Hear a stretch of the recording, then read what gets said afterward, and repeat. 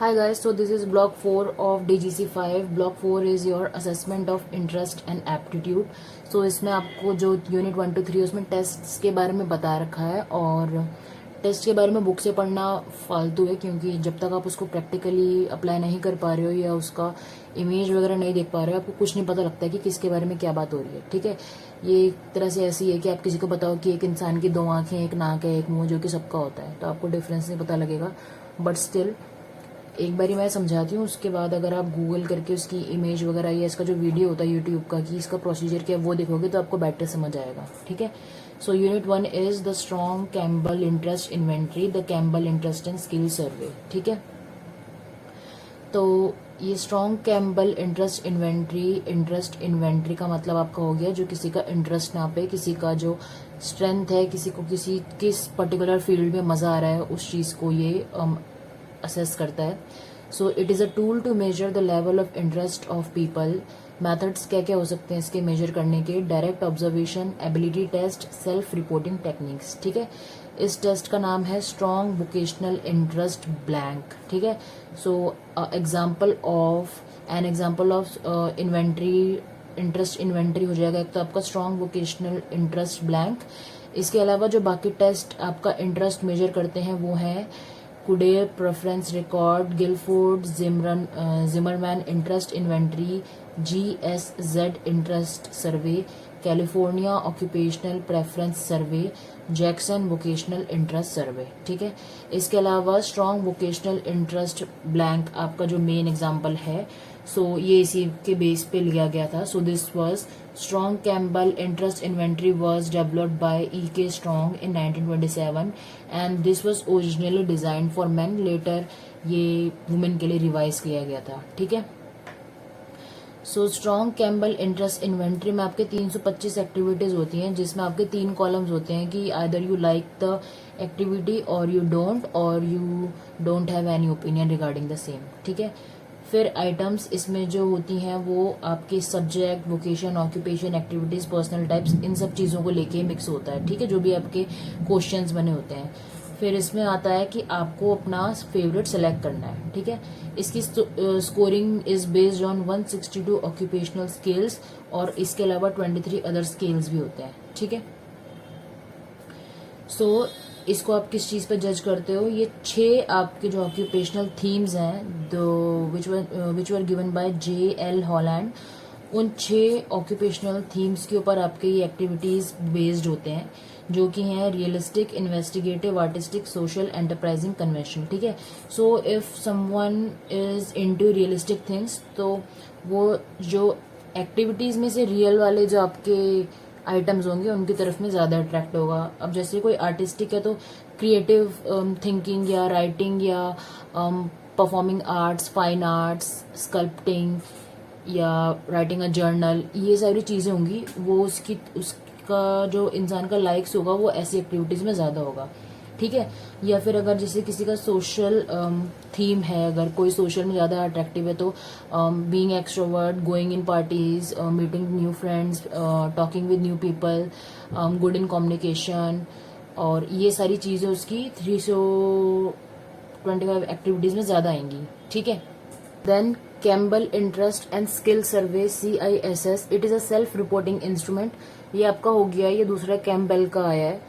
It is a self-reporting instrument. It is used to measure work-related interest and skills of an individual where he can achieve success. ठीक है, सो इसका same काम है बस इसका जो टाइप है वो थोड़ा सा अलग है। And this was developed by David P. Campbell. ठीक है, सो इसमें जो स्केल है इसमें 320 क्वेश्चंस होते हैं जो आपके 60 ऑक्यूपेशंस तक कवर करते हैं, जिसमें आपके 7 ओरिएंटेशन स्किल्स होते हैं प्लस उन्हीं में 29 बेसिक स्किल्स होते हैं। ठीक है, तो जो आपके 7 orientation scale and 29 basic scale में कैसे हैं? सो ये आपका ओरिएंटेशन स्केल है, ये आपके बेसिक स्केल है।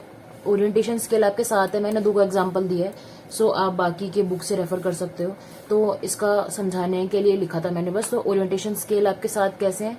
जैसे अगर एक आपका पहला हो गया इन्फ्लुएंसिंग। ठीक है, सो आपका जो बेसिक स्केल है उसके अंदर आ गया आपका इन्फ्लुएंसिंग के अंदर leadership, law, politics, sales, public speaking, advertising, marketing. So if your orientation skill is to be creative, so your basic skill would be art, design, writing, performing arts, fashion, culinary arts. ठीक है, तो कहने का मतलब ये है कि अगर आपका जो एक फील्ड ऐसी है जो अगर जैसे क्रिएटिव है, तो आप क्रिएटिव में ही जो आपके बाकी बेसिक स्किल्स के जो चीज है जो आपके वो जो पसंद आएगा वो उसी से रिलेटेड होंगे. ठीक है, जैसे यहाँ पे था आपका जो थीम है, थीम से रिलेटेड ही आपके सारे जो फर्दर स्केल डिवाइड हो रहा है वो होगा. ठीक है, सो ये 7 हैं ऐसे और 29 ये टोटल है ऐसे ऐसे करके काउंट करोगे ना, तो ये है इसका मतलब. ठीक है, इसका एडमिनिस्ट्रेशन कैसे होगा? बाय पेपर, पेंसिल, कंप्यूटर या नेट. और 15 ईयर और ओल्डर इसमें पार्टिसिपेट कर सकते हैं. टाइम आपको 25 मिनट का मिलता है. सो जो 320 क्वेश्चन है, 320 में से आपके 200 question are based on interest while 120 are based on your skills. ठीक है, तो आप उसको देख के अपने जो सिलेक्ट करते हो और उसके बेस पे आपके जो ये 60 ऑक्यूपेशन है ये कवर हो जाएंगे. ठीक है, so unit 1 is over. Unit 2 is CUDER Occupational Interest Survey, KOIS. So it is a self-reporting vocational interest test which was developed by G. Frederick CUDER in 1939.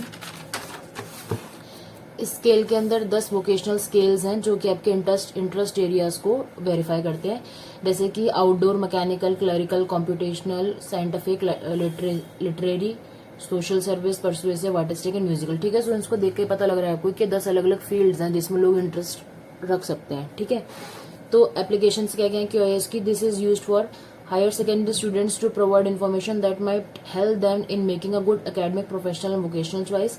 Secondary students who want to switch on to the occupation of their choice which suit their personality and interest. College goers and graduates to help them in selecting the field of study or occupation. Adults in selecting proper employment, occupation, vocation and profession. Basically helping a person to pursue what he wants but doesn't know that he has specific liking for this particular interest or skill. ठीक है, उसके बाद आ गया आपका scholastic achievement test which is known as SAT. So it is an integral part of the curriculum of any academic program. It is used to assess and evaluate attainment of academic objectives by the students. It measures knowledge and skill of the student and this was developed by James B Conant. ठीक है, so इसके 3 structure होते हैं, critical reading, maths और writing. So इन 3 चीजों पे focus करता है, जिसमें आपके 3 सेक्शंस के 10 सब सेक्शन होते हैं और हर एक सब सेक्शन को 25 मिनट मिलता है.